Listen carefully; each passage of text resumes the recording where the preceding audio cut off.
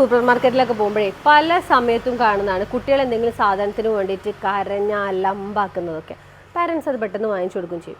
പാരൻസിൻ്റെ മനസ്സിലുള്ള ഒരു ചിന്ത ഒന്നെങ്കിൽ ഇതിനൊന്ന് വായ അടക്കലോ, അല്ലെങ്കിൽ ബാക്കിയുള്ളവരൊക്കെ എന്നെക്കുറിച്ച് എന്താ വിചാരിക്കുക. ചിലപ്പോൾ ഒരു മിഠായിക്കായിരിക്കും, ഒരു മിഠായി വാങ്ങി കൊടുക്കാത്തതിനോ ഇത്ര എച്ചിയാണോ ഞാൻ എന്ന് മറ്റുള്ളവർ വിചാരിക്കുമോ, അല്ലെങ്കിൽ ഞാൻ എന്താ ഇങ്ങനെ വാശി പിടിക്കുന്നതെന്ന് മറ്റുള്ളവർ ചിന്തിക്കുമോ എന്നൊക്കെ വിചാരിച്ച് നമ്മുടെ മാനം രക്ഷിക്കാനാണ് പലപ്പോഴും നമ്മൾ കുട്ടീൻ്റെ ആ വാശി നടത്തി കൊടുക്കാറുള്ളതെന്നാണ്.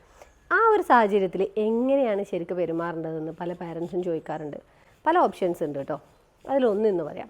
ഒന്നെന്ന് പറയുന്നത്, നമ്മൾ കുട്ടികളെ കൊണ്ടുപോകുന്നതിന് മുമ്പ് തന്നെ നമ്മൾ മെൻ്റലി പ്രിപ്പയർഡ് ആവുക എന്നുള്ളതാണ്.